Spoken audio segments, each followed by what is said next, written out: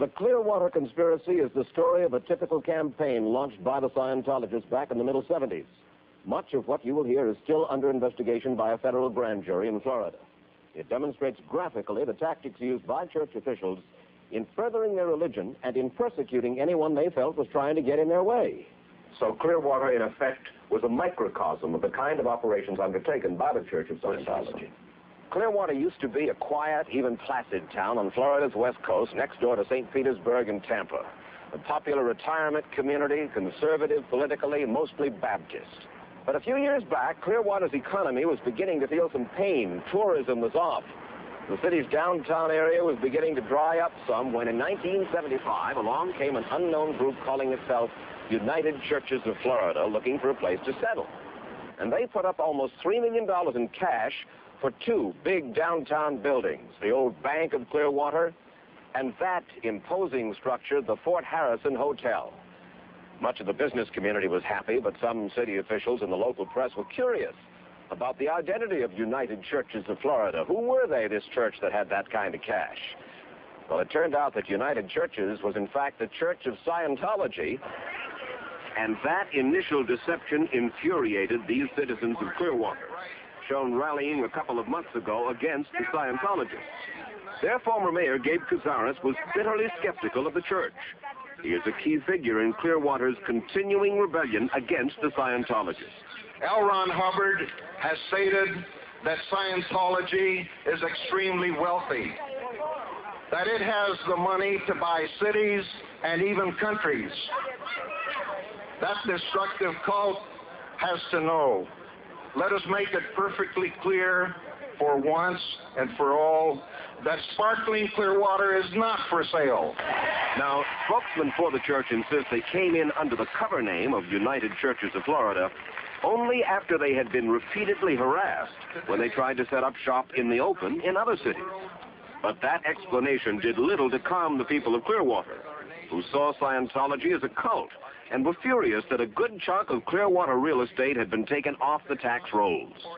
The mayor continued his attacks, and for his pains, he was placed on the church enemies list. They set out to smear him with sexual innuendo, to ruin him politically. I read to him from a church memo, culled from documents we acquired in our investigation, just what they planned for Cazares.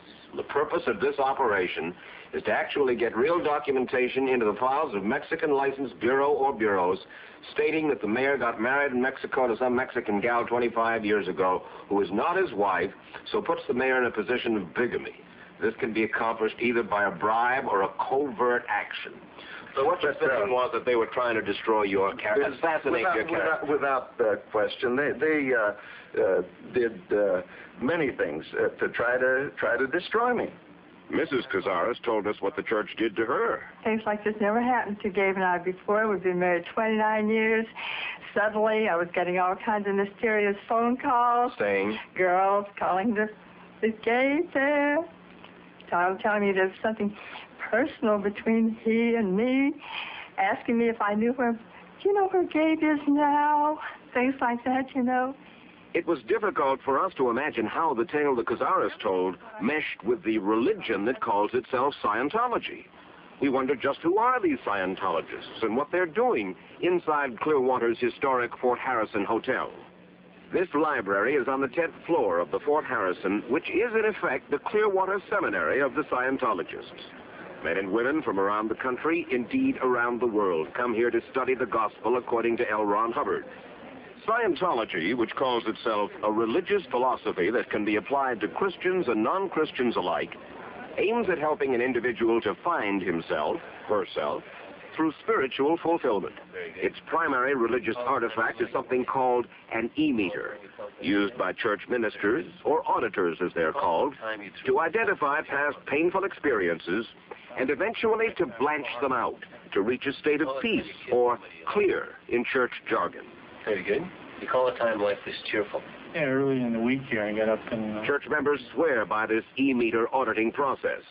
They swear by Ron Hubbard and Scientology to such a degree that they will pay, for instance, $2,255.45 for a Ron Hubbard personal ethics and integrity course. Without the man in person there, he is now a recluse. or a public relations course for $10,525.41. Room and board are extra. The Church of Scientology will not open its account books, but its assets are reported to run into the tens of millions. They've already spent over $10 million in cash for properties they have bought in Clearwater alone. It was partly the church's real estate acquisitions in Clearwater that attracted the nearby St. Petersburg Times to the Scientology controversy. But the Scientologists didn't like the stories the newspaper published about them.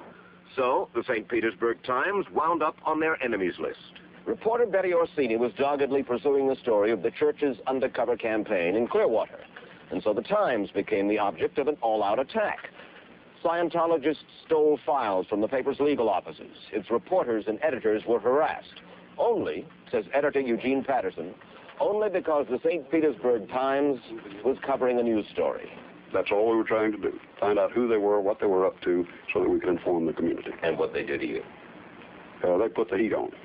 The pressure gets pretty heavy from them. What about the reporter who was involved in the investigation? First, they slandered her to me in an effort to compromise her job.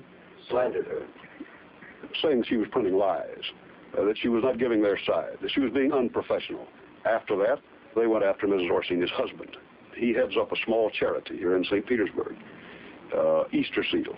He's the executive director. And once they found they could not get Betty Orsini off the story, or get the St. Petersburg Times off it, the next thing we knew, an anonymous letter, a poison pen letter, charging criminality to Mrs. Orsini's husband, landed on our city desk and that of 2 or 3 other newspapers in Florida. The man was innocent, and I think they thought that we were some Bush League newspaper that they could scare out of the box.